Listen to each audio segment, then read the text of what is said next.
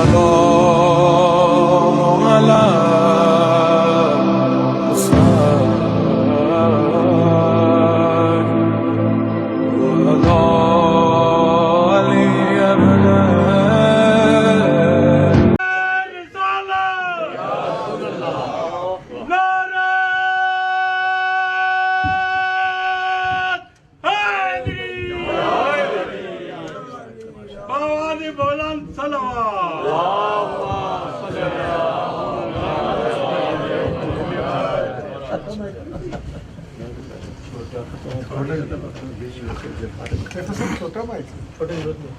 چھوٹے ضرور نہیں ہے محمد وآل محمد صلوات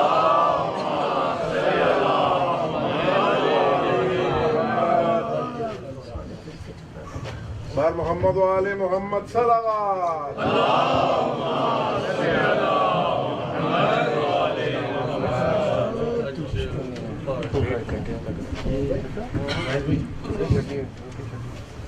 ایسے ہے سانوں پر جیسا بآواز بلند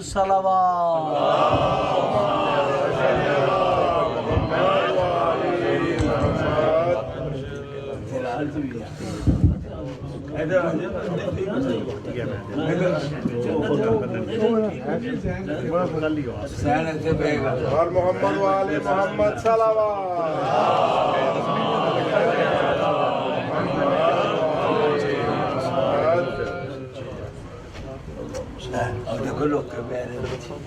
برائے خوشنودی محمد و آل محمد صلوات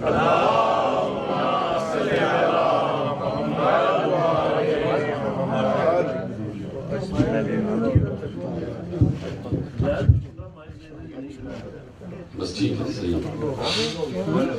ایک مرتبہ سورہ حمد اور 3 مرتبہ سورہ اخلاص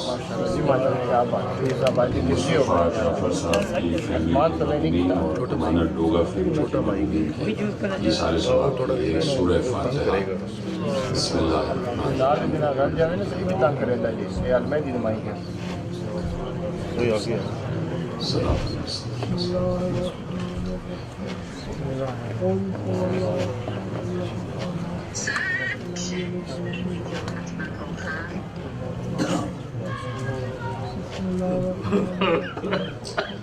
أعوذ بالله السميع العليم من الشيطان اللعين الرجيم بسم الله الرحمن الرحيم الحمد لله المعروف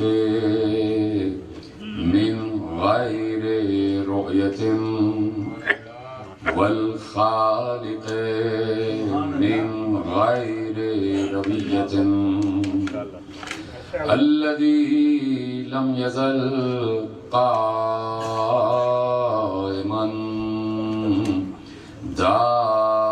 دائما إذ لا سماء ذات أبراج ولا ليل داج ولا بحر صاج ولا أرض ذات مهاد ولا خلق ذو اعتماد والصلاة والسلام والتحية والإكرام على نبي الرحمة وخازن المغفرة وقائد الخير والبركة ومنقذ العباد من الهلكة سيدنا ومولانا أبي القاسم محمد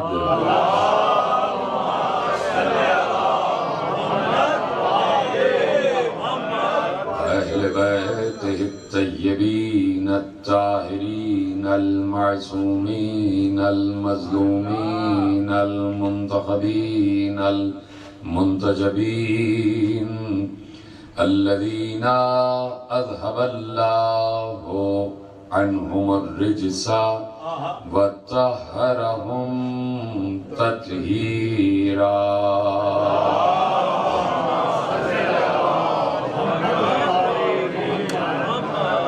اما بعد فقد قال اللہ سبحانہ وتعالی فی محکم کتابہ المجید وفرقانہ الحمید وقولہ الحق. بسم اللہ الرحمن الرحیم. افمن کان علی بینۃ من ربہ وَيَتْلُوهُ شَاهِدٌ مِّنْهُ وَمِنْ قَبْلِهِ كِتَابُ مُوسَىٰ إِمَامًا وَرَحْمًا. صلوات پڑھیں محمد.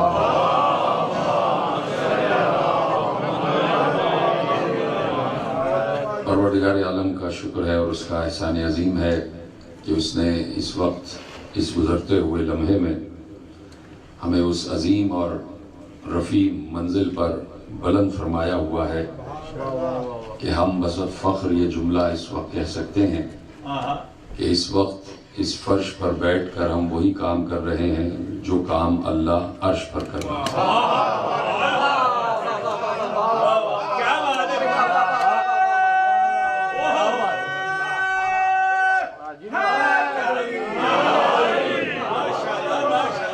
اور ہم وقت کے محتاج ہو جاتے ہیں کہ ایک مجلس کا وقت ہوگا تو ہم ذکر اہل بیت کریں گے، لیکن اللہ چونکہ لازمان ہے وہاں وقت کی قید نہیں ہے. اس نے کہہ دیا کہ میں درود پڑھتا ہوں تو مسلسل پڑھتا ہوں. کوئی نعرہ لگاتا ہے تو اللہ درود نہیں پڑھتا، مسلسل درود پڑھ رہا ہے. اس کا مطلب ہے کہ مسلسل آل محمد کا تذکرہ لسان خدا پر ہے. اور اگر ہم یہی ذکر زمینوں پر کر رہے ہیں تو کم از کم دنیا ہمیں یہ تو کہنے دے کہ ذکر آل محمد کے امر میں ہم اللہ کے شریک کار ہیں. امر ذکر خدا میں ہم وہی کام کر رہے ہیں کہ جو اللہ کر رہا ہے. اور یہ کوئی ایسا جملہ نہیں ہے کہ تقریر چمکانے کے لیے کہا جا رہا ہے، یہ حقیقی جملہ ہے. اس کے علاوہ دین اسلام میں کچھ اور رکھا نہیں ہے، اس لیے کہ نماز واجب ہے، روزہ واجب ہے، حج واجب ہے، زکوٰۃ واجب ہے، جہاد واجب ہے، امر بالمعروف ہے، نہی عن المنکر ہے، ولایت ہے، براءت ہے، اصول ہیں، فروع ہیں. یہ سارے وہ کام ہیں کہ مثلا نماز پڑھتے ہوئے آپ یہ نہیں کہہ سکتے کہ ہم اس وقت وہی کام کر رہے ہیں جو اللہ کر رہا ہے. روزہ رکھتے وقت آپ یہ کام نہیں، یہ بات نہیں کہہ سکتے کہ ہم وہی کام کر رہے ہیں جو اللہ کر رہا ہے. حج کرتے وقت آپ یہ نہیں کہہ سکتے کہ ہم وہی کام کر رہے ہیں جو اللہ کر رہا ہے. لیکن جس وقت آپ درود پڑھ رہے ہوتے ہیں تو بصد فخر کہتے ہیں کہ وہی کام کر رہے ہیں جو اللہ کر رہا ہے. تو آپ مسلسل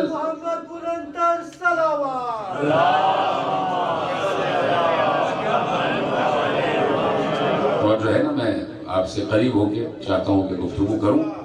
اور ظاہر سی بات ہے کہ 10:25 پہ ممبر ملا ہے تو آپ بتائیے گا کہ کتنی دیر تقریر کرنی ہے. میرا خیال ہے 40-45 منٹ مناسب رہیں گے کہ لوگوں کو آنا جانا بھی ہے اور جیسا بھی ہے اگر آپ سنتے جائیں گے تو ہم بولتے جائیں گے. ہمیں کیا کرنا ہے؟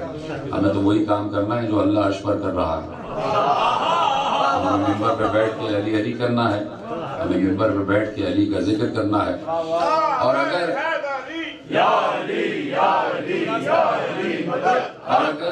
کسی کو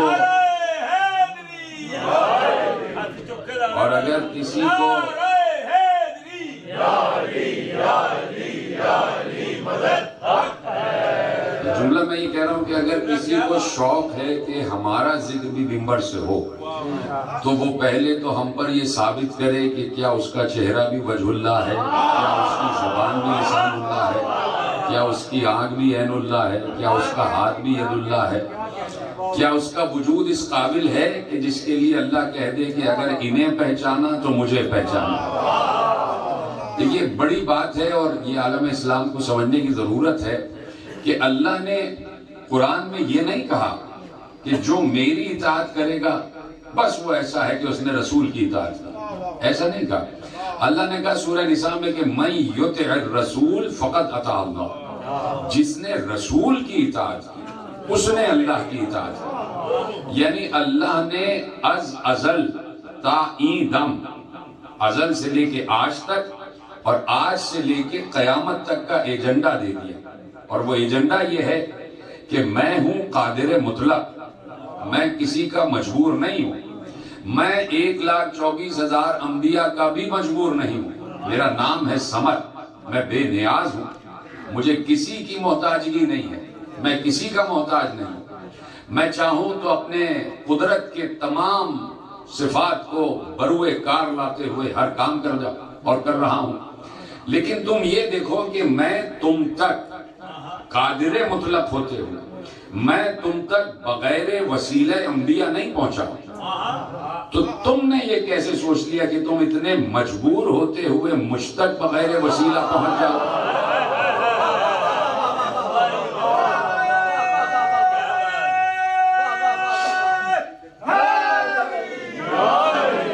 قادر مطلق، اور مسلمان کی آیت پڑھتے ہوئے تھکتے نہیں کہ ان اللہ علی کل شیء قدیر، اللہ ہر شے پر قدرت رکھتا ہے، اور بارہا قرآن میں اللہ نے اس آیت کو دہرایا ہے کہ میں ہر شے پر قدرت رکھتا ہوں۔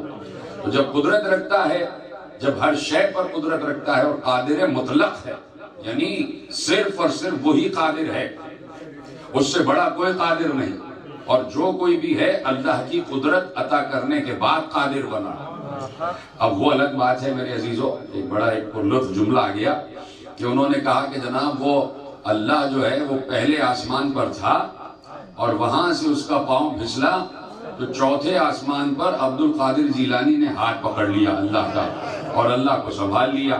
وہ کہا چونکہ گرتی ہوئی توحید کو ہاتھ پکڑ کے سنبھالا تو اس لیے انہیں دستگیر کہا جاتا ہے۔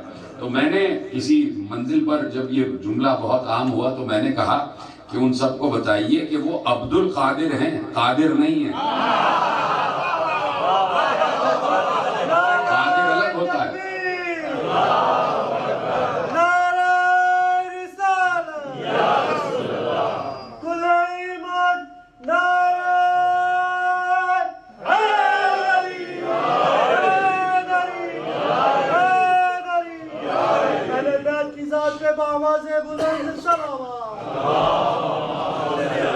جو فرما رہے ہیں آپ، یعنی میں تمہیدی کچھ باتیں آپ کے حوالے کر کے اور پھر موضوع سے متصل ہونا چاہتا ہوں کہ اللہ ہے قادر مطلق۔ سارا مسئلہ اس وقت عالم اسلام کا یہ ہے کہ اس نے نہ توحید سمجھی ہے نہ رسالت سمجھی، نہ اسے اللہ سمجھ میں آیا ہے اور نہ اسے رسول اللہ سمجھ میں آیا۔ اگر اللہ سمجھ میں آ جاتا تو کبھی بھی وہ اللہ کو اپنے جیسا نہ بتاتا، یہ جملہ آپ محفوظ کریں گے، اور اگر اسی طرح رسول اللہ سمجھ میں آ جاتے تو کبھی کوئی بھی انسان چاہے وہ کتنے ہی بڑے علمی مرتبے پر فائز کیوں نہ ہو، اگر رسول اللہ سمجھ میں آ جاتے تو کبھی کوئی انسان یہ نہ کہتا کہ میں رسول جیسا اور رسول مجھ جیسے۔ تو دیکھیے بات کیا ہوئی، اور بات شروع ہو رہی اور آپ میری طرف متوجہ ہیں کہ بات یہ ہوئی کہ قرآن کی آیتوں سے جو غلط مفاہیم نکالے گئے، جو غلط تشریحات نکالی گئی، اس سے کوئی نہ کوئی عقیدہ بنتا چلا گیا، اس سے کوئی نہ کوئی نظریہ بنتا چلا گیا، اس سے کوئی نہ کوئی نظریہ بنتا چلا گیا، اس سے کوئی نہ کوئی انسان اپنا اسکول آف تھاٹ بناتا چلا گیا۔ مثلا میں ایک آیت آپ کے حوالے کروں اور وہیں سے ایک پورا مکتب فکر قائم ہو گیا، اور وہ آیت یہی ہے کہ قرآن کہہ رہا ہے، اور دیکھیے قرآن نے باتیں کی ہیں اور وہ ان باتوں کو اٹھاتے ہیں اور اٹھانے کے بعد عقیدہ بنا لیتے ہیں۔ مثلا قرآن نے کہا کہ اللہ نے پیغمبر سے کہا قل، آپ ان سے کہہ دیجئے انما انا بشر مثلکم یوحی الی۔ اتنی مشہور آیت ہے کہ آپ بچپن سے سن رہے ہیں اور اس آیت کے ایک ایک مفہوم سے آپ واقف ہیں۔ اب میں صرف ایک گوشہ آپ کے حوالے کرتا ہوں اور اسی کو ہم انشاءاللہ 5 دن تک انہی امور پر باتیں کریں گے اور وہی ذکر کریں گے جو اللہ ذکر کر رہا ہے، اس لیے کہ ہمیں دنیا والوں کو خوش نہیں کرنا ہے، ہمیں دنیا بنانے والے کو خوش کرنا ہے۔ جتنی عبادتیں ہو رہی ہیں اللہ کو خوش کرنے کے لیے ہو رہی ہیں، تو اللہ کو بھی جو ذکر پسند ہے وہی ذکر کیا جائے گا، اور کوئی قابل ذکر ہے ہی نہیں۔ یہ بات یاد رکھیے کہ کوئی اور قابل ذکر ہے ہی نہیں، صرف وہی قابل ذکر ہے کہ جس کے ذکر کو اللہ نے خود اپنی زبان سے جاری کیا ہے۔ اسی پر باتیں کریں گے، لیکن میں یہاں تک آپ کو لانا چاہتا ہوں کہ کہہ دیا کہ قُلْ إِنَّمَا أَنَا بَشَرٌ مِثْلُكُمْ يُوحَىٰ إِلَيَّ۔ انہوں نے کہا دیکھیے قرآن نے کہا ہے، قرآن کہہ رہا ہے کہ اے نبی تم ان سے کہہ دو کہ میں تمہاری طرح کا بشر ہوں اور مجھ پر وحی آتی ہے۔ کسی نے بیچ میں انڈر بریکٹ لکھا کہ، اور ترجمہ تو آپ نے پڑھا ہی ہوگا، کہ ان سے کہہ دیجئے کہ میں تمہاری طرح کا بشر ہوں، انڈر بریکٹ لکھا، بس فرق یہ ہے کہ مجھ پر وحی آتی ہے۔ تو یہاں پہ کہیں فرق کا لفظ ہی نہیں ہے، پہلے تو یہ بات طے ہو جائے۔ اللہ نے سیدھا سیدھا سا ایک قرآن میں وحی اور قرآن میں ایک آیت رکھ دی کہ ان سے کہہ دیجئے کہ میں تمہاری طرح کا بشر ہوں، مجھ پر وحی آتی ہے۔ اب یہ فرق کا لفظ انسان نے رکھ دیا، اس پر بات ہوگی۔ اب جیسے ہی کہا کہ میں تمہاری طرح کا بشر ہوں، تو کسی نے اپنی شکل دیکھی نہیں پہلے، نہ کسی نے اپنے علم کو دیکھا، نہ کسی نے اپنے عقیدے کو دیکھا، نہ کسی نے اپنی صداقت کو دیکھا، نہ کسی نے اپنے شعور وحی کو دیکھا، نہ کسی نے اپنی تفسیر کے شعور کو دیکھا، نہ کسی نے اپنی تعلیم کو دیکھا، نہ کسی نے اپنی تفسیر کو دیکھا۔ اس کے آگے بھی جملہ ہے، نہ کسی نے اپنے حسب کو دیکھا، نہ کسی نے اپنے نسب کو دیکھا، نہ کسی نے اپنے شجرے کو دیکھا، نہ کسی نے اپنی زلفوں کو دیکھا، نہ کسی نے اپنے چہرے کو دیکھا، اور کہہ دیا کہ نبی ہم جیسا ہے، بالکل ہم جیسا ہے، ہماری طرح کا نبی ہے۔ دیکھیے قرآن کہہ رہا۔ تو اب مسئلہ یہ ہے کہ یعنی قرآن کی تفسیرات بھی کوئی عام کام نہیں ہے۔ مسئلہ یہ ہے کہ قرآن ہر طریقے سے مختلف زاویوں سے سمجھنا پڑتا ہے۔ اب آپ میری طرف متوجہ ہو جائیے گا۔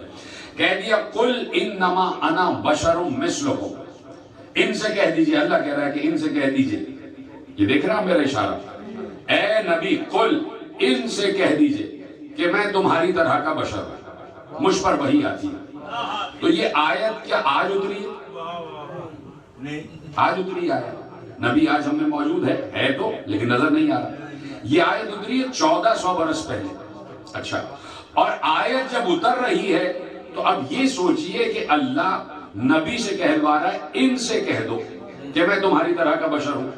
تو اس وقت آپ آج اس لیے یہ کہہ رہے ہیں کہ نبی ہم جیسا ہے کہ اس وقت تقریباً 2 ارب 10 کروڑ مسلمان ہیں، اور کہا کہ بھی اتنا پورا بھرا ہوا معاشرہ مسلمانوں کا ہے تو نبی ہم جیسا ہے۔ بات یہ ہے کہ جس وقت آیت اتر رہی ہے تو دیکھا جائے گا سامنے ہے کون۔ یہ بات آپ تک پہنچی نہیں؟ بھائی میں ابھی کسی سے کہوں کہ بھائی ماسٹر نیاز صاحب ان سے کہہ دیجئے، تو اس کا مطلب ہے کہ مخاطب بھی کوئی ہے اور مخاطب بھی کوئی ہے، کہ بھائی ان سے کہلوایا جا رہا ہے کہ ان سے کہہ دیجئے۔ اب اللہ ہے کہلوانے والا، نبی ہیں کہنے والے۔ اب یہ تو دیکھو کہ کس سے کہا جا رہا ہے۔ مسئلہ یہ ہے کہ آیت اتری ہے اس وقت کہ جب سامنے مکے کے کافر ہیں، اس میں ابو جہل بھی ہے، اس میں عتبہ بھی ہے، اس میں شیبہ بھی ہے، اس میں ولید بھی ہے، اس میں نہ معلوم کتنے ابو والی کنیت والے لوگ ہیں۔ تو اب دیکھنا یہ ہے کہ اللہ کیا یہ کہہ رہا ہے کہ ابو جہل سے کہہ دو نعوذ باللہ کہ میں تمہاری طرح کا بشر ہوں؟ میں آپ سے سوال نہیں کر رہا، میں آپ سے بات چاہ رہا ہوں کہ آپ ذرا سا مجھے بتائیے کہ بھائی کیا اللہ یہ کہے گا کہ سامنے کفار مکہ ہیں تو اے نبی تم کہہ دو ان سے، ان کافروں سے کہ میں تمہاری طرح کا ہوں؟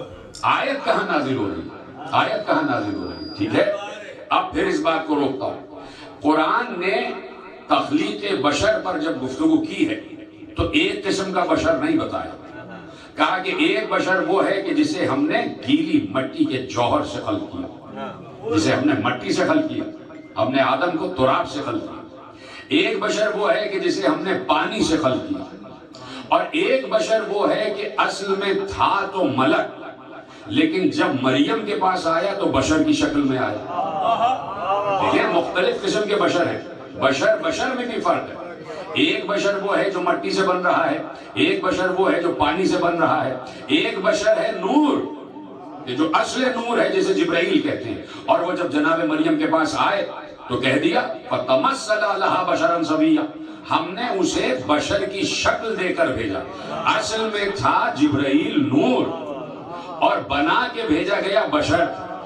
اور کس کے پاس بھیجا گیا؟ اس بی بی کے پاس بھیجا گیا کہ جو بطول بھی ہے، جو عذرا بھی ہے، جو اللہ کے گھر میں پرورش پا رہی ہے، کہ جس کی نگاہ کسی غیر محرم تک نہ گئی اور نہ کسی غیر محرم کی نگاہ اس تک گئی.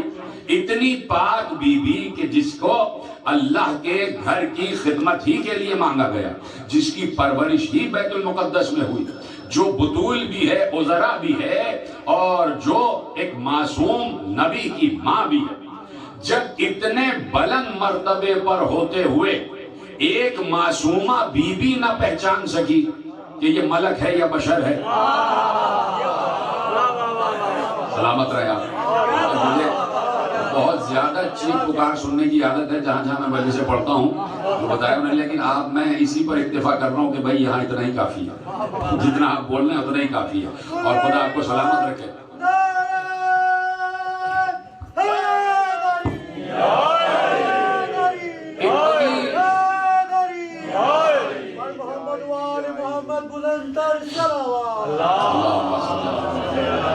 اتنی پاکیزہ بی بی وہ تک نہیں پہچان سکی کہ یہ اصل میں کون ہے، جب تک حضرت جبرائیل نے بتایا نہیں کہ مریم پریشان نہ ہو، میں اللہ کی طرف سے رسول بنا کر بھیجا گیا ہوں. لِأَهَبَ لَكَ غُلَامًا زَكِيًّا، تاکہ میں تمہیں ایک پاک و پاکیزہ بیٹا دے دوں. تو بشر میں بھی فرق ہے. ٹھیک ہے، بات یہاں تک پہنچ گئی. اب یہ میری اپنی رکھی ہوئی مثال ہے، اور میں نے کسی منزل پر کسی عشرے میں دی تھی، وہ میں آپ کے سامنے دہراتا ہوں کہ اس مجمع میں اتنے لوگ بیٹھے ہوئے ہیں، اور اگر کہا جائے کہ بھائی سب قلم کس کے پاس قلم ہے وہ دے دے اور لا کے یہاں رکھ دے، مثلا 20 لوگ ہیں تو 20 قلم لا کے یہاں رکھ دیے جائیں. اب ان قلم میں بھی فرق ہے، اس لیے کہ کچھ قلم ہوں گے لکڑی والے، کچھ قلم ہوں گے پلاسٹک والے، کچھ قلم ہوں گے سونے والے، سونے سے، اور کچھ قلم ہوں گے لوہے کے. لوہے کی بھی قلم ہیں، پلاسٹک کی بھی قلم ہیں، اور سونے کی بھی قلم ہیں، اور لکڑی کے بھی قلم ہیں. کہلائیں گے سارے ہی قلم. 4 قسمیں ہیں قلم کی، کہلائیں گے سب قلم. لیکن آپ لکڑی والے قلم کو یہ نہیں کہہ سکتے کہ وہ سونے کے قلم جیسا ہے. اس کی بات نہیں، بڑی آسان بات ہے. آپ پلاسٹک والے قلم کو یہ نہیں کہہ سکتے کہ وہ لوہے کے قلم جیسا ہے. ہیں سارے قلم، کہلائیں گے سارے قلم، کام سب کا ایک ہے کہ لکھا جائے گا. لیکن جب قسم کی بات آ جائے تو پھر اقسام الگ الگ ہو جائیں گے، پھر شعبے تقسیم ہو جائیں گے. پھر لکڑی والا یہ نہیں کہہ سکتا کہ میں پلاسٹک جیسا ہوں، پھر سونے والا یہ نہیں کہہ سکتا کہ میں لوہے جیسا ہوں. اب اسی طرح ہم 1400 برس سے امت سے ہاتھ جوڑ کر عرض کر رہے ہیں کہ بشر ہے، بشر ہے، بشر ہے. اللہ نے بشر بنا کر بھیجا، لیکن کم از کم عقل و شعور کو کام میں لاتے ہوئے یہ تو طے کرو کہ کس کی طرح کا بشر ہے. اب تم خود بتا دو کہ کیا ابو جہل کی طرح کا بشر ہے، کیا عتبہ کی طرح کا بشر ہے مصطفیٰ، کیا شیبہ کی طرح کا بشر ہے مصطفیٰ، کیا ولید کی طرح کا بشر ہے مصطفیٰ. سب کا انکار میں جواب آئے گا کہ نہیں، نہ ابو جہل کی طرح کا ہے، نہ عتبہ کی طرح کا ہے، نہ شیبہ کی طرح کا ہے، نہ ولید کی طرح کا ہے. تو پھر جواب دیا جائے کس کی طرح کا ہے؟ تو ایک ہی جواب آئے گا کہ جب 5 چادر میں جمع ہو جائیں تو پیغمبر کہیں میں ان جیسا، یہ مجھ جیسا.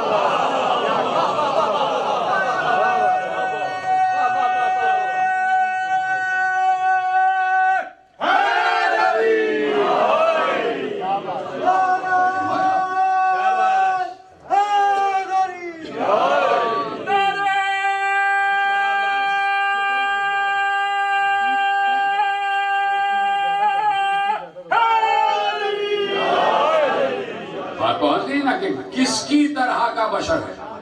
تو تبھی بڑی بڑی گستاخیاں بھی کی گئی، اور بہت کئی کتابوں میں تفسیر میں بھی تبدیلی کی گئی، تشریحات میں بھی تبدیلی کی گئی، حدیث میں بھی تبدیلی کی گئی. لیکن پیغمبر نے جو جملے کہہ دیے وہ اٹل ہیں، اور اس کو کوئی آج تک تبدیل نہ کر سکا. اس لیے کہ وہ نبی کہ جس نے پہلا جب جملہ تبلیغ رسالت کا کہا، اور اس کے بعد 23 برس کے بعد آخری جملہ تبلیغ رسالت کا کہا، پہلا جملہ مکے میں کہا اور آخری جملہ غدیر خم میں کہا. اس 23 برس کے عرصے میں یہ ہمارا چیلنج ہے 1400 برس سے امت سے ہم یہی خطاب کر رہے ہیں، اور آپ سب کی طرف سے یہ چیلنج چلا جائے کہ اس 23 برس کے عرصے میں کہیں کوئی جھوٹی روایت بھی دکھا دی جائے کہ پیغمبر نے علی، فاطمہ، حسن اور حسین کے علاوہ کسی کے لیے کہا ہو کہ یہ مجھ سے ہے، میں اس سے ہوں۔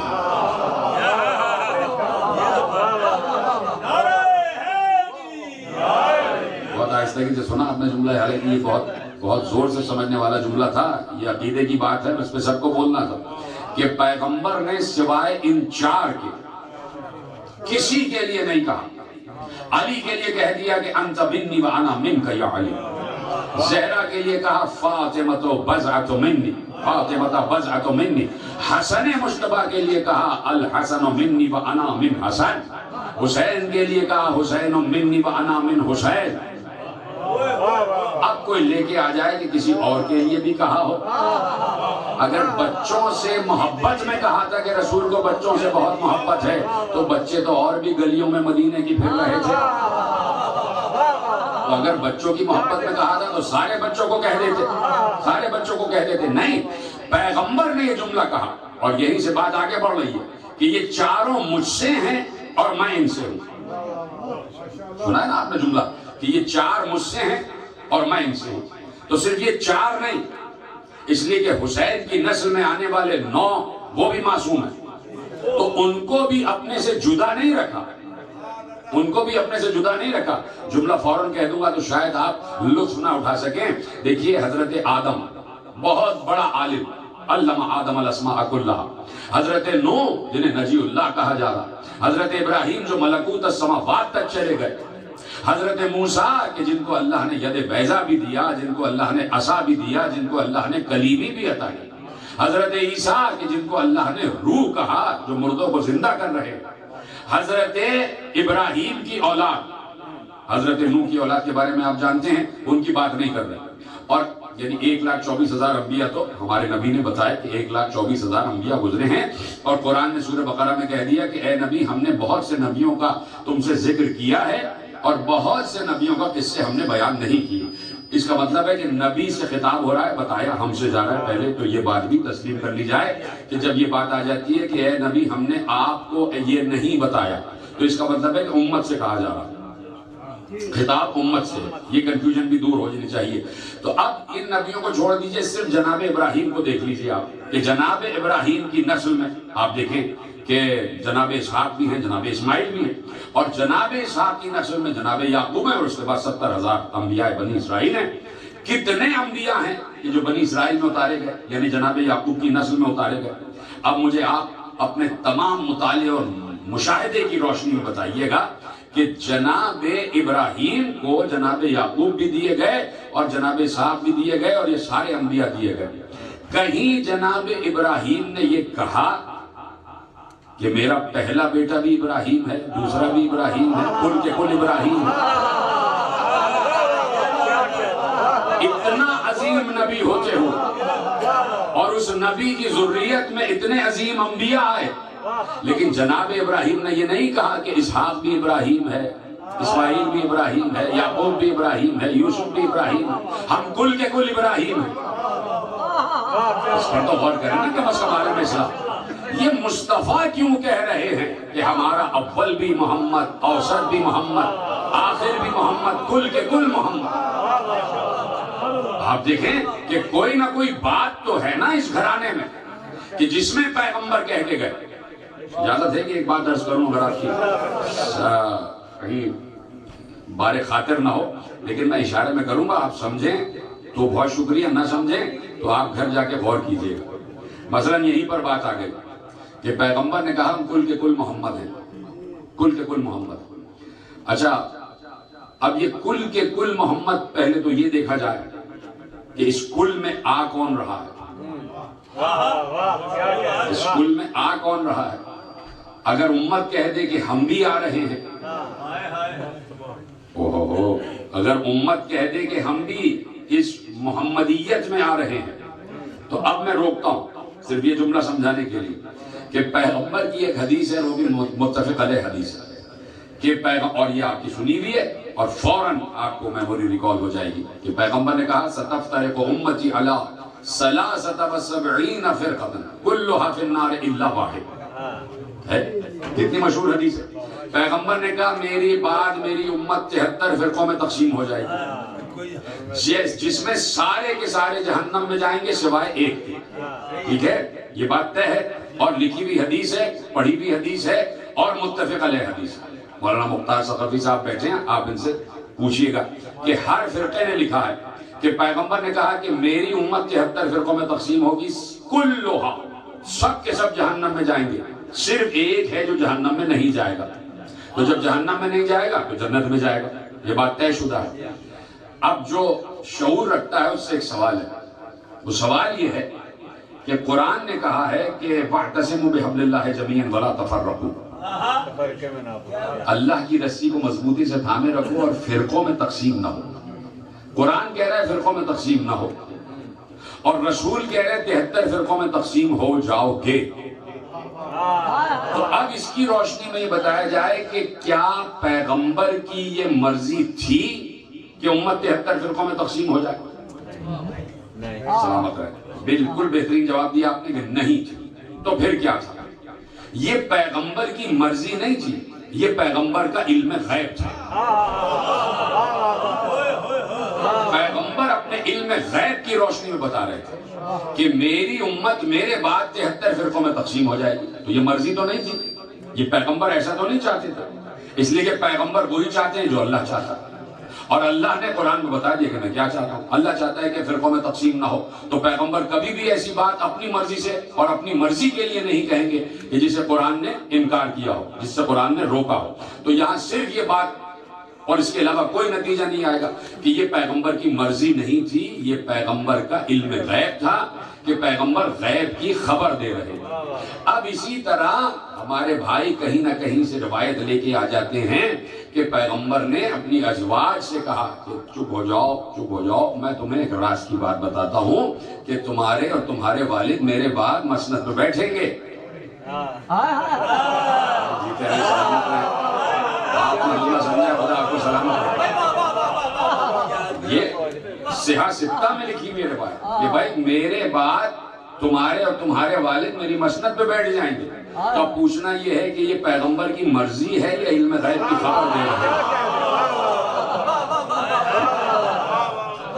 اب یہ جملہ تو کہنا نہیں تھا، میں نے یہ روایت اس لیے پیش کی کہ جہاں کلونا کی بات آ رہی ہے۔ اگر امت یہ کہتی ہے، میں نے جملہ اس لیے کہہ رہا ہوں کہ ایک بہت بڑے محدث نے یہ جملہ لکھا ہے کہ پیغمبر نے جو کہا کلونا محمد، تو پیغمبر کی کل امت آ گئی، کل کی کل امت آ گئی۔ ٹھیک ہے، اچھا ایک اور حدیث ہے، اور وہ حدیث وہ بھی یہی ہے کہ اس وقت تک اسلام کو کوئی خطرہ نہیں ہوگا جب تک اس میں میرے 12 خلیفہ نہ آئے۔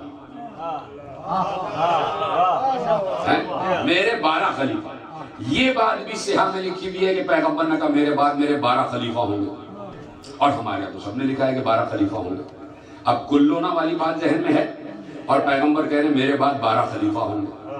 اب مسئلہ یہ ہوا کہ 1400 برس ہو گئے، ہمارے یہاں 14 میں تبدیلی نہیں ہوئی،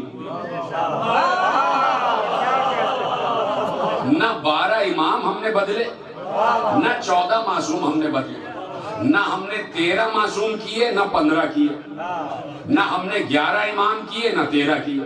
1400 برس سے 14 کے 14 ہیں، ہم نے کہیں باہر سے نہیں بلا لیا، اور 1400 برس سے 12 کے 12 امام ہیں۔ ٹھیک ہے، تو اب کیوں ہے یہ مسئلہ؟ مسئلہ یہ ہے کہ حدیث ہمارے پاس بھی موجود ہے کہ 12 خلیفہ ہوں گے، اور حدیث ان کے پاس بھی موجود ہے، تو ہم تو اطمینان سے ہیں کہ جو ہمارے پاس 1400 برس سے ہیں وہ ہیں۔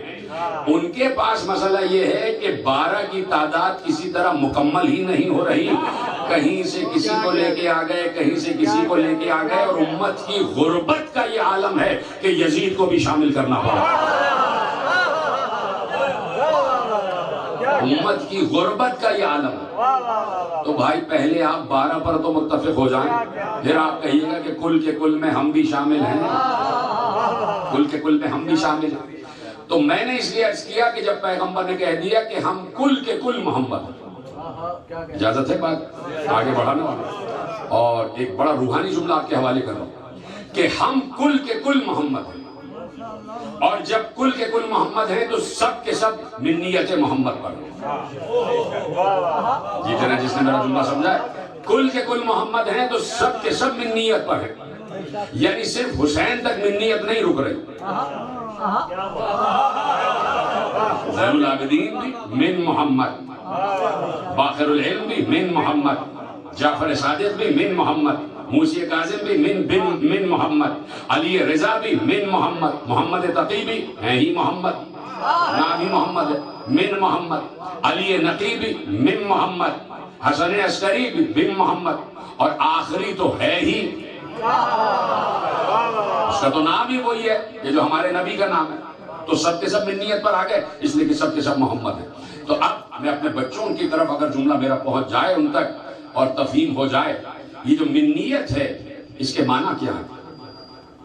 یہ منیت کے معنی کیا ہے؟ منیت کے کیا معنی ہیں؟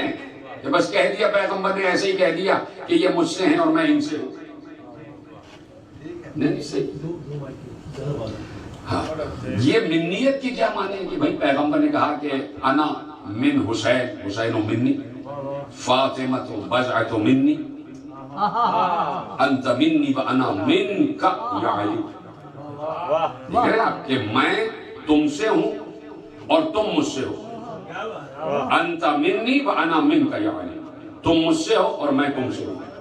تو یہ کوئی ایسے ہی نہیں کہ پیغمبر بیٹھے تھے اور پیغمبر خوش تھے تو پیغمبر نے علی کی شان میں جملہ کہہ دیا۔ اب جب بات منیت پر آ گئی تو منیت کے تسلسل کو سمجھنے کی ضرورت ہے کہ یہ منیت ہے کیا، یہ منیت ہے کیا۔ اچھا، ابھی دلیل نہیں دے رہا، ابھی اشرا پڑھ کے آ رہا ہوں تو میں نے پرسوں کی تقریر میں جعفر طیار میں ایک مثال دی تھا، وہ مثال آپ کے حوالے کر رہا ہوں کہ سمندر کا پانی کھارا ہوتا ہے، اس میں نہ معلوم کتنے اجزاء ہوتے ہیں، اور نمکین پانی ہوتا ہے، نمک ہے، کھارا ہے، نہ معلوم کیا کیا ہوتا ہے۔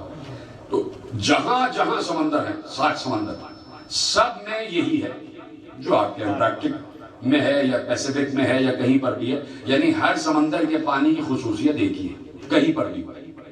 اب اس سمندر کے پانی میں سے آپ نے ایک ڈول ڈالا، ایک پیالہ یا ایک گلاس، اس میں سے وہ پانی نکال لیا اور وہ لے کے آپ آ گئے، تو جتنی سمندر کے پانی کی خصوصیت تھی وہی اس گلاس کے پانی میں بھی آ گئی۔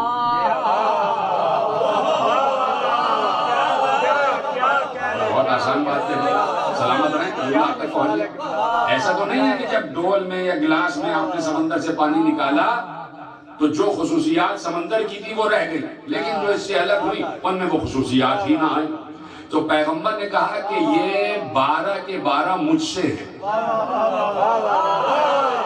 تو اب پہلے تو یہ طے کرو کہ محمدیت کے صفات کیا ہیں، سلامت ہے۔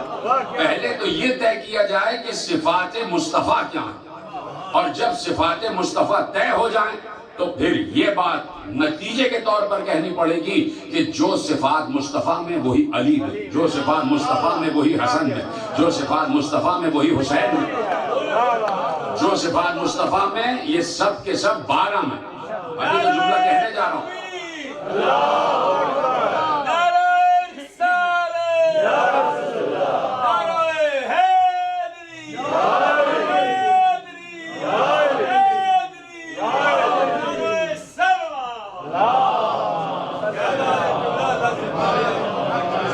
جو فرما رہے ہیں نا، ابھی تو جملہ کہا نہیں، اب میں کہنے جا رہا ہوں کہ جب یہ بات طے ہو گئی کہ منیت مصطفیٰ کیا ہے، تو منیت کا مطلب یہ ہوتا ہے کہ جو صفات مصدر میں ہیں، جو صفات خزانے میں ہیں، وہی صفات جو خزانے سے نکلتا چلا جائے گا اس میں بھی آتے چلے جائیں گے۔ تو جو صفات مصطفیٰ کے ہیں وہی 12 کے 12 میں ہیں۔ کیوں؟ اس لیے کہ 12 کے 12 میں لفظ آ رہا ہے من۔ من آپ سمجھ میں آیا کہ من کیا ہے؟ اور اب جملہ دینے جا رہا ہوں، کیونکہ آج میں یعنی براہ راست ایئرپورٹ سے ہی یہاں آ گیا تو ذرا تھکن بھی ہے، تو میں آج کی تقریر 45 یا 50 منٹ تک ختم کر دیتا ہوں، لیکن کل انشاءاللہ مکمل آپ کی خدمت کے لیے حاضر رہیں گے۔ لیکن آج کی حد تک میں آپ کو یہ بات پیغام کی حد تک پہنچا دوں کہ من کا مطلب یہ ہے کہ جو صفات محمد وہی ان 12 کے صفات ہیں۔ اس پر بھی بات کریں گے کہ صفات مصطفیٰ ہیں کیا، صفات مصطفیٰ ہیں کیا۔ تو یہ کوئی بھی جملہ میں اپنی طرف سے نہیں کہہ رہا۔ یہ بات یاد رکھیے گا کہ ہمارے ہاں تفسیر بالرائے یا حدیث بالرائے، اپنی طرف سے کچھ کہہ دینا بنا دینا یہ سب حرام ہے، اس لیے کہ معصومین سب کچھ بتا گئے تو اپنی طرف سے کچھ کہنے کی ضرورت ہی نہیں ہے۔ یہ حدیث بھی آپ نے سنی ہے منیت والی، جو میں نے آپ کے حوالے کی کہ علی، فاطمہ، حسن، حسین یہ سب کے سب۔ اچھا، اور دوسری حدیث کہ یہ سب کے سب محمد ہے، یہ حدیث بھی آپ نے سنی ہے۔ ایک حدیث اور آپ نے سنی ہے اور وہ ابھی میں آپ کو یاد دلا دیتا ہوں، پھر سے سن لیجیے جملہ کہ 12 کے 12 منیت محمد پر ہیں، تو جو صفات محمد وہی صفات 12 کے۔ جس مصطفیٰ نے یہ کہا کہ یہ سب کے سب محمد ہیں اور سب کے سب مجھ سے منیت پر ہیں، اسی مصطفیٰ نے ہمارے سامنے نہیں، اجلہ اصحاب کرام کے سامنے 1400 برس پہلے یہ بات کہی تھی کہ انا و علی من نور واحد۔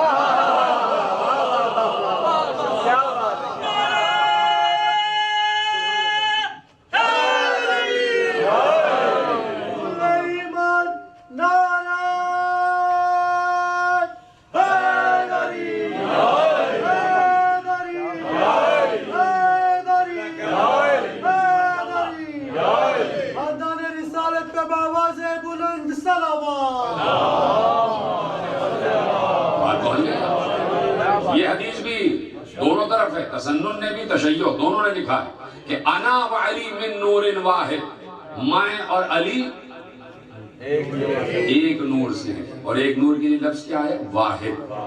میں اور علی اگر اس طرح سے ترجمہ کر دیا جائے، میں اور علی واحد کے نور سے ہیں۔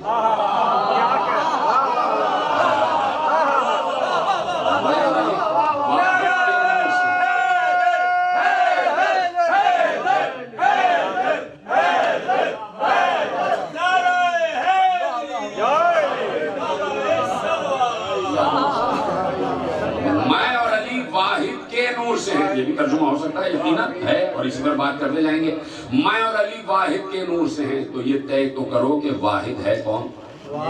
اس کے بارے میں کہا جا رہا ہے انا و علی من نور واحد، میں اور علی نور واحد سے ہیں، واحد کے نور سے ہیں۔ تو نہ کسی مفسر سے پوچھنا، نہ کسی مدبر سے پوچھنا، نہ کسی مفکر سے پوچھنا، نہ کسی معقل سے پوچھنا، نہ کسی مدبر سے پوچھنا، نہ علم بیان سے پوچھنا، نہ علم کلام سے پوچھنا، نہ علم منطق سے پوچھنا، نہ علم فلسفہ سے پوچھنا، نہ علم رجال سے پوچھنا، خود قرآن سے پوچھ لو کہ واحد ہے کون۔ تو قرآن نے آواز دی کہ میدان محشر کا ہم نے منظر بیان کیا ہے کہ جب سارے کے سارے جمع ہو جائیں گے، اور جب سارے کے سارے جمع ہو جائیں گے تو آواز قدرت آئے گی، لمن الملک اليوم، آج کس کی بادشاہت ہے؟ تو سب مل کے کہیں گے للہ الواحد القہار، اس اللہ کی حکومت ہے جو واحد ہے، اس اللہ کی حکومت ہے جو واحد ہے۔ اور پیغمبر کہہ رہے ہیں میں اور علی من نور واحد، میں اور علی واحد کے نور سے، واحد کے نور سے۔ موضوع صحیح ہے یا کوئی تبلیغی باتیں کی جا رہی ہے؟ اس لیے کہ آپ کو تبلیغ کی ضرورت کیا ہے؟ آپ جانتے ہیں نماز کیا ہے، آپ سب کے سب نمازی بیٹھے ہیں، آپ سب کے سب روزے دار بیٹھے، تو آپ یہ بھی کہیں گے کہ ہم یہ بھی جانتے ہیں کہ علی کیا ہے، تو آپ علی علی کیوں کروا رہے ہیں؟ بات یہ ہے کہ اللہ نے کہا ہے کہ آخرت کا جو میزان ہے نا وہ محبت علی پر ہے، قبر میں جو سوال ہوگا وہ اصول پر ہوگا، اصول دین کے سوال ہیں قبر میں۔ تو یہ جتنا بھی ذکر ہوتا ہے نا آل محمد کے فضائل کا، یہ سب قبر کی تیاری کے لیے۔ لوگ سمجھتے ہیں کہ یہ خطبہ آ جاتے ہیں اور علی علی کراتے ہیں، تو ہمارے مطلب کی تو بات ہی نہیں کر رہے، کچھ تبلیغ بھی کریں، کچھ نصیحتیں بھی کریں، کچھ وصیتیں بھی کریں، کچھ وصیتیں بھی کریں۔ تو بات یہ ہے کہ علی ہے تو نماز ہے، علی ہے تو روزہ ہے، علی ہے تو حج ہے۔ مجھے بتائیں کیا کوئی دشمن علی، جو دشمن علی ہو، اس کی نماز قبول ہے؟ سب کا جواب آیا ہے نا؟ کیا دشمن علی کیا روزہ قبول ہے؟ تو اس کا مطلب ہے کہ نماز، ہر عمل کی قبولیت کا دار و مدار نماز پر ہے، اور نماز کی قبولیت کا دار و مدار محبت علی پر ہے۔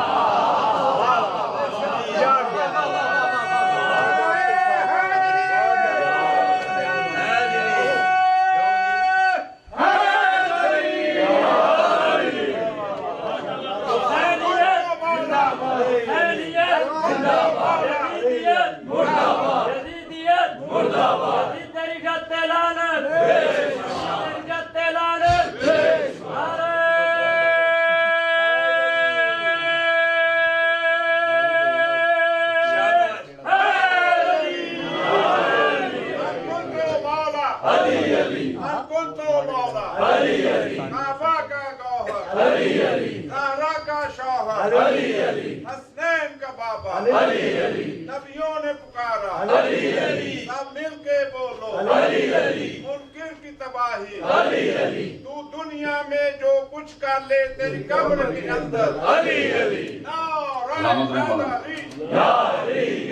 بس کم ہو رہی بات، تقریب بالکل آخری مرحلے میں داخل ہو گئے۔ 1400 برس کی تاریخ میں آپ مجھے بتائیے، اتنا مطالعہ آپ کا ہے، تاریخ بھی آپ پڑھے ہوئے ہیں، کہ پورا جب تدوین حدیث شروع ہوئی کہ جہاں سے حدیث کو لکھا جانا شروع کیا گیا، تو آپ مجھ سے بہتر سب صاحبان مطالعہ بیٹھے ہوئے ہیں کہ تدوین حدیث کے بعد اگر ایک جملہ میں آپ کے حوالے کروں تو آپ کی ساری بات سمجھ میں آ جائے گی کہ شام میں تدوین حدیث شروع ہو گئی۔ سمجھ گئے نا؟ شام میں تدوین حدیث شروع ہو گئی۔ اب ایک آیت ہے، یہ بہت ضروری ہے یہ باتیں، اس لیے کہ مجلس کا مقصد صرف نعرے لگانا نہیں ہے، ہم بتائیں کہ ہم علی کا ذکر کیوں کر رہے ہیں، 14 کا ذکر کیوں کر رہے ہیں، ہم کیوں کر رہے ہیں، ہم کیوں چاہتے ہیں کہ علی کی محبت دلوں میں راسخ رہے، کیوں چاہتے ہیں۔ اب صرف ایک یعنی منظر آپ کے حوالے کرتا ہوں۔ جب تدوین حدیث شروع ہوئی تو ایک بہت بڑے محدث کو بھی بلایا گیا شام کے دارالحکومت میں، اور کہا گیا کہ یہ آیت ہے نا وَمِنَ النَّاسِ مَن يَشْرِي نَفْسَهُ ابْتِغَاءَ مَرْضَاتِ اللَّهِ وَاللَّهُ رَءُوفٌ بِالْعِبَادِ، کس کی شان میں ہے؟ کہا علی کی شان میں۔ کب اتری؟ کہا علی جب بستر رسول پر سوئے شب ہجرت، اور علی نے اپنا نفس بیچا اور اللہ کی مرضیاں خریدا۔ اچھا، کیا اس آیت کو اپنے یا بیگانے نکال سکتے ہیں قرآن سے؟ گھر والے یا باہر والے کچھ بھی کوشش کر لیں، اس آیت کے کیا کریں گے آپ؟ کہ علی وہ واحد ہے کہ جس نے سو کر تجارت کی ہے۔ تو یہ بات طے ہے کہ یہ آیت علی کی شان میں نازل ہوئی۔ اب سنیے آپ کہ کس لیے میں ذاتی طور پر اس بات پر زور دیتا ہوں کہ فضائل علی رکنے نہیں چاہیے۔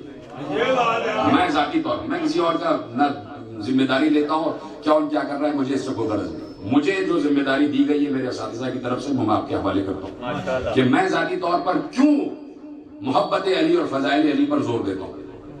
اب سنیں گے آپ کے رونگٹے کھڑے ہو جائیں گے، آپ کے چہرے پر زردی آ جائے گی۔ اس نے کہا کہ یہ آیت کس کے لیے ہے؟ کہا علی کی شان میں۔ محدث نے کہا میں چاہتا ہوں اس آیت کا مصداق بدل دو، بدل دو کسی اور کی شان میں۔ اس نے کہا کس کی شان میں؟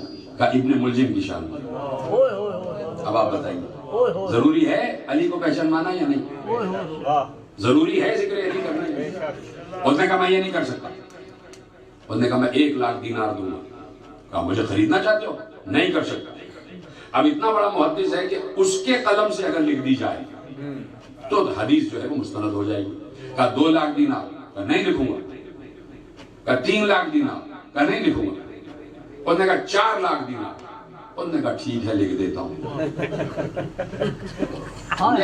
4 لاکھ دینار میں اپنا ایمان بیچ دیا۔ تو اگر یہ منبر پہ فضائل علی نہ ہو اور ہم نہ بیان کر رہے ہوتے کہ وَمِنَ النَّاسِ مَن يَشْرِي نَفْسَهُ ابْتِغَاءَ مَرْضَاتِ اللَّهِ والی آیت علی کے لیے اتری ہے۔ تو اس وقت پوری امت اجماع کی صورت میں کہتی کہ ابن ملجم کے لیے اتری ہے۔ آپ سمجھے آپ کہ کس لیے ضروری ہے محبت علی، کس لیے ضروری ہے ذکر علی؟ توجہ فرما لی نا آپ نے؟ بس ختم ہو رہی ہے بات۔ تو اس لیے میں کہتا ہوں کہ یہ صرف تقریر چمکانے کے لیے نہیں ہے، یہ ایمان چمکانے کے لیے۔ قبر میں سوال ہے اصول دین کا، اور ائمہ نے کہہ دیا قبر کی تیاری کر کے آنا. یہ قبر کی تیاری ہے بھائی، یہ سب قبر کی تیاری ہے. بھول جاتا ہے انسان، بھول جائے گا کہ اگر علی کی کسی بھی فضیلت سے انکار ہو تو قبر میں نسیان نہ طاری ہو جائے، قبر میں کہیں حافظہ جواب نہ دے جائے، اور قبر میں کہیں علی آئیں تو پہچاننے سے انکار نہ ہو جائے. ختم ہو گئی بات. حارث حمدانی بیمار ہو گئے اور علی گئے. بس آخری جملہ فضائل کے اعتبار سے، حارث حمدانی مولا علی کے بہت دیرینہ صحابی، بڑے چاہنے والے صحابی. کئی دن ہو گئے، 3-4 دن ہو گئے حارث حمدانی مولا علی کی خدمت میں حاضر نہ ہوئے. تو پوچھا کہ بھائی حارث کہاں ہیں، اور حمدان کہاں ہیں؟ کیا وہ بیمار ہے. اب علی چلے اپنے محب کی عیادت کے لیے. مولا اس کو کہتے ہیں، مولا اس کو کہتے ہیں. علی چلے حارث حمدانی کی عیادت کے لیے. لوگ بھی ساتھ ہیں. گھر میں داخل ہوئے، حارث حمدانی بستر پر دراز تھے. جیسے ہی مولا کو دیکھا ایک بار کھڑے ہو گئے. علی نے کہا حارث لیٹے رہو، لیٹے رہو، بیٹھے رہو. حارث بیٹھ گئے اور علی سرانے جا کے بیٹھ گئے. اب حارث حمدانی علی کو دیکھ رہے ہیں اور رو رہے ہیں، آنکھوں میں آنسو آ گئے. تو میرے مولا نے کہا حارث کیا موت سے ڈر رہے؟ موت قریب آ رہی ہے، مرنے والے ہو، موت سے ڈر رہے؟ کہا مولا موت سے نہیں ڈر رہا. کہا پھر رو کیوں رہے ہو؟ معلوم ہے میرے مولا کو، یہ میرا یقین ہے، لیکن اگر نہ پوچھتے تو بات کیسے پہنچتی ہے نا. کہا حارث پھر رو کیوں رہے ہو؟ کہا مولا موت سے نہیں ڈر رہا. اس بات کے لیے رو رہا ہوں کہ اب تک روز آپ کے چہرے کی زیارت ہوتی تھی، مرنے کے بعد آپ کو نہیں دیکھ پاؤں گا. علی نے کہا حارث کیسی بات کر رہے ہو؟ پورے محبوں کو، اپنے چاہنے والوں کو مخاطب کر کے کہا جاؤ پوری دنیا میں اعلان کر دو کہ کہیں بھی کوئی بھی انسان اس وقت تک نہیں مرتا جب تک علی کو دیکھ لے.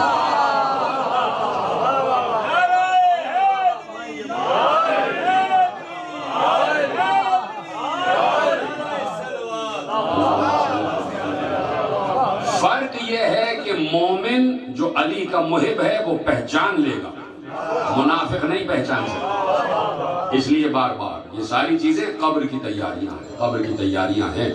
اور پھر سب سے بڑی بات یہ ہے کہ کربلا نہ ہوتی تو یہ مجلسیں نہ ہوتی، یہ مجلسیں نہ ہوتی تو ذکر حسین نہ ہوتا، ذکر حسین نہ ہوتا تو ذکر حسین کے ذیل میں جتنے اذکار آ رہے ہیں، اس میں توحید کا عقیدہ بھی آ رہا ہے، رسالت پر بھی بات ہو رہی ہے، امامت و ولایت پر بھی بات ہو رہی ہے، نبوت پر بھی بات ہو رہی ہے، قیامت پر بھی بات ہو رہی ہے، نماز، روزہ، حج، زکوٰۃ، جہاد، ان سب پر بات ہو رہی ہے، اس لیے کہ مجلس عزا ہو رہی ہے. تو یہ اتنی آسانی سے نہیں آ گئی مجلس یہاں تک. حسین ابن علی پورا کاروان لے کے چلے ہیں کربلا سے، اور کربلا سے جو کاروان لے کے چلے ہیں تو اس میں صرف حسین نہیں ہے، اس میں عباس نہیں ہے، اس میں اون و محمد نہیں، صرف حسین، عباس، صرف اون و محمد، صرف قاسم، صرف جوانان بنی ہاشم نہیں ہے، اس میں ایک 4 برس کی بچی بھی ہے.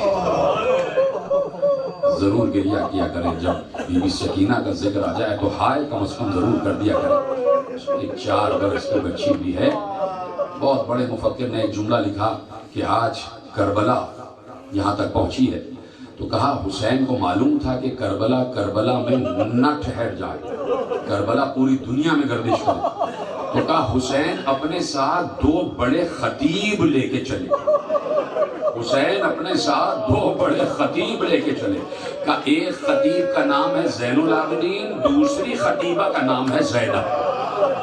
کہا یہ 2 خطیب لے کے چلے کہ آج زین العابدین اور زینب کی وجہ سے پوری دنیا میں عزاداری اور پوری دنیا میں ذکر حسین موجود ہے. تو بات سمجھ میں آ گئی کہ بیٹے کو اس لیے لے کے چلے اور بہن کو اس لیے لے کے چلے تاکہ دربار کوفہ میں بھی حسین کی فتح کا اعلان ہو جائے اور دربار شام میں بھی حسین کی فتح کا اعلان ہو جائے. یہ چھوٹی سی 4 برس کی بچی کو کیوں لے کر جا رہے ہیں جبکہ ایک بچی کو مدینے میں چھوڑ دیا ہے؟ لیکن سکینہ جب چلی ہیں تو 3.5 برس کی ہیں، اور جب کربلا عاشور کا دن آیا ہے تو 4 برس کی بچی ہو گئی ہے. 4 برس کی بچی کیوں لے کے چلے؟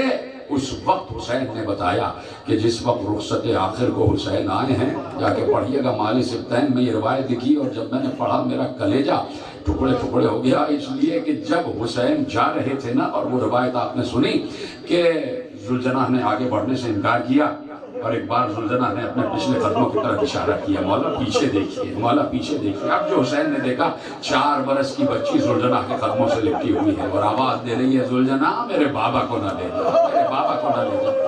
حسین کا دل شک ہو گیا، حسین تیزی سے زینے فرس سے زمین پر آئے، تیزی سے دوڑتے ہوئے گئے اور ذوالجناح کے سموں سے لپٹی ہوئی بچی کو اٹھایا، سینے سے لگا دیا۔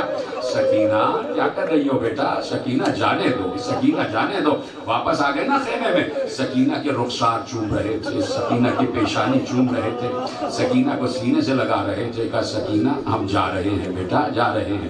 سکینہ نے بس آہستہ سے پوچھا بابا کہاں جا رہے ہیں؟ بابا کہاں جا رہے ہیں؟ اب مجھے بتائیں حسین کیا جواب دیا؟ حسین نے ایک جملہ کہا، سکینہ تمہاری دادی کے پاس جا رہے ہیں، اپنی ماں فاطمہ زہرا کے پاس جا رہے ہیں، اماں انتظار کر رہی ہیں مقتل میں، وہاں جا رہے ہیں۔ سکینہ نے ایک جملہ کہا، بابا جہاں آپ جا رہے ہیں وہاں پانی ملتا ہے؟ پانی ملتا ہے؟ خدا کی قسم روایت عجیب تڑپا دینے والی روایت ہے۔ حسین نے سکینہ کو سینے سے لپٹا کر کہا بیٹی بہت پیاس لگ رہی ہے، بہت پیاس لگ رہی ہے۔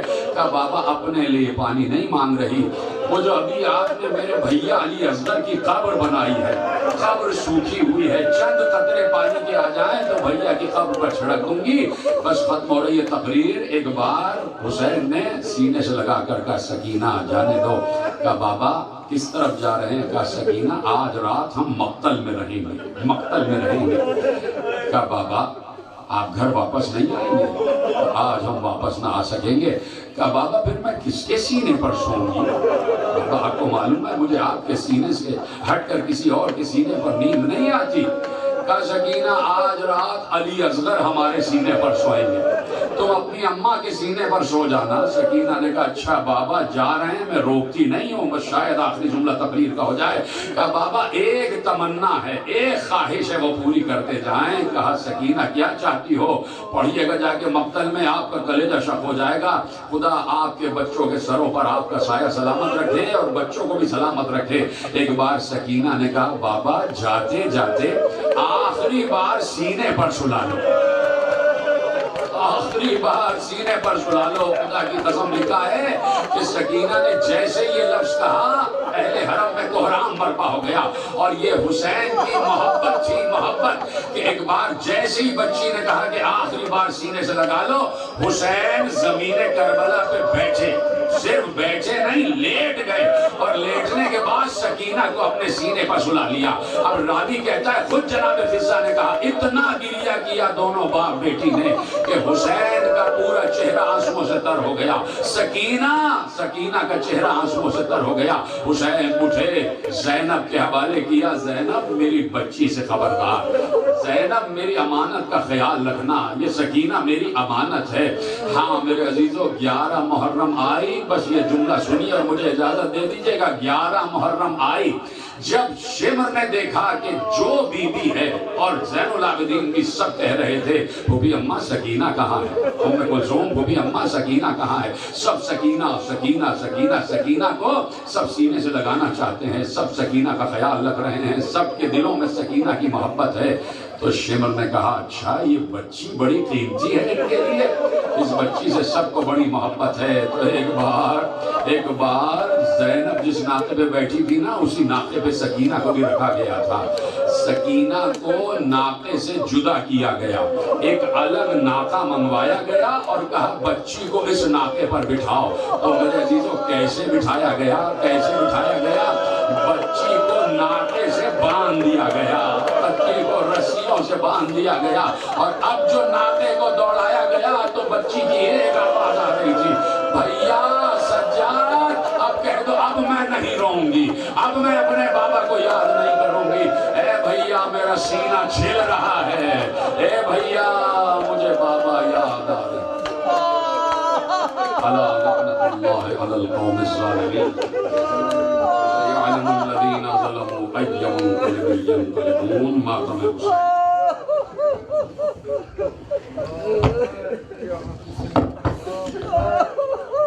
یا حسین یا حسین یا حسین یا حسین یا حسین یا حسین